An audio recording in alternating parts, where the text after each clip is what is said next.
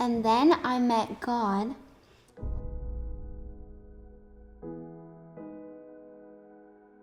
God probably was only in heaven for like 20 minutes, an hour, something like that. Or like a week. No. You were real close for a week. You were real close.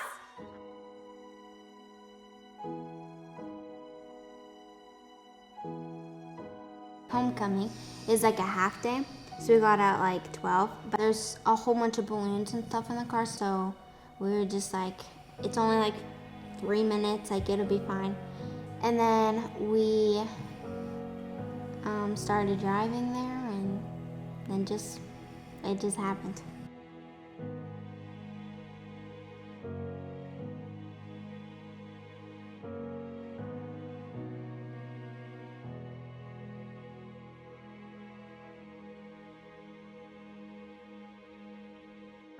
My daughter, who was the driver, had an Apple Watch. And also I have Life 360, so my phone went crazy.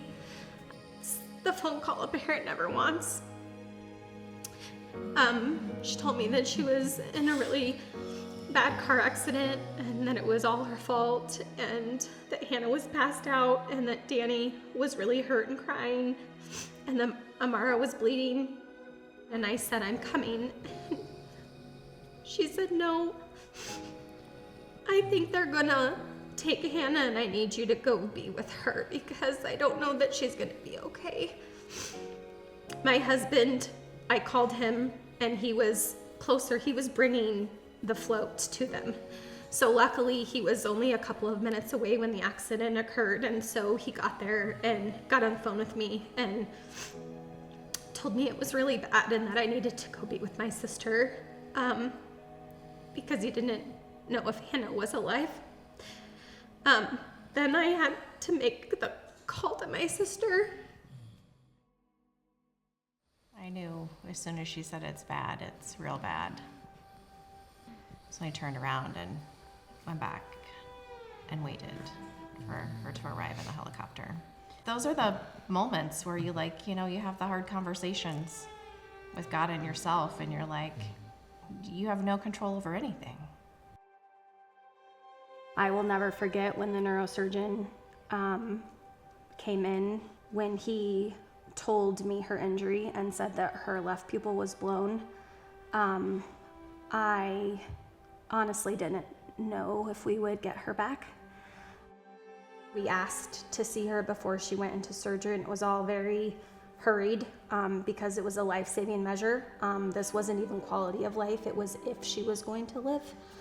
Seeing someone that you love so much look like that will be something that neither one of us will forget. He told us that the procedure would be a couple of hours, anywhere between 1.5 to 3. And he came out at about 1.5, and my initial thought was she either died or it went well.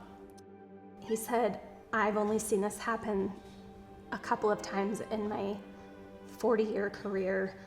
I removed her skull and her pupil went back to normal. And I knew that she was gonna be okay. Told him I so appreciated him treating her like that was his own daughter, which he did. Hannah calls him the God Doctor. And we all know that he saved her, and we're so grateful.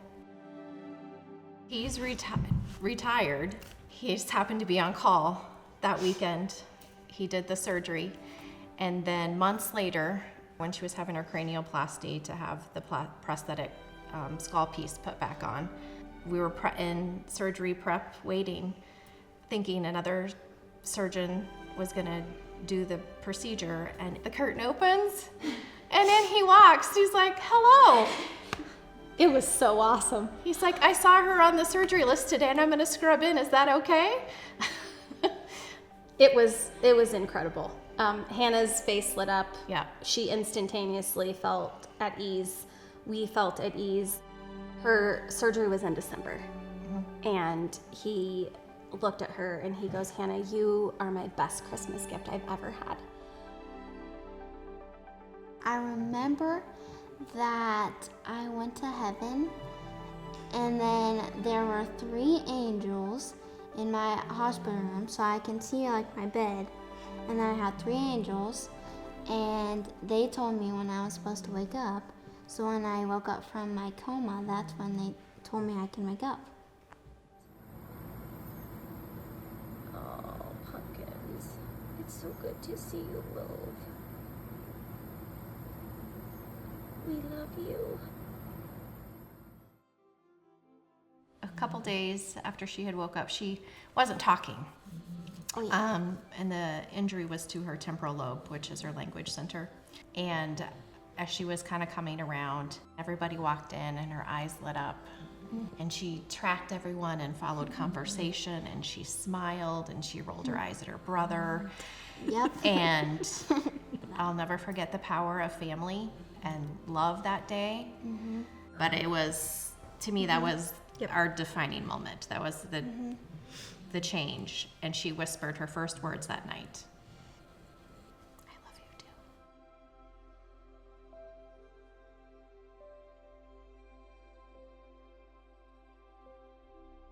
She missed 6 months of school and had to learn how to talk and to walk and to eat and to bathe. And she will go into her senior year as a senior. As a senior. This She girl, just faces every day now head on, and she's happy and content. And like when the worst thing that could possibly happened, there are no bad days. Nope. I feel like she's had the best level of care that we could have received. I never felt like we were a burden. I never felt we asked too many questions, and we asked a lot. Thankfully, one of us was able to be there with her 24/7 during this entire process. This would have been incredibly so much harder if we had not been allowed to stay in our space. Instead of being flown to Denver or to, Omaha or to another children's center somewhere, all of these kids were traumatized by this, and we had to show up for them too, and to be able to come home and to sleep in your own bed and to shower in your own space and to be with our kids and love them through this really traumatic time was huge. The nurses, the doctors, the staff were absolutely incredible. Even the cleaning people. I mean, you got to know everybody because you lived there. But I mean, they treated us like family. It's been a road, but they made it a doable road. A doable road for sure.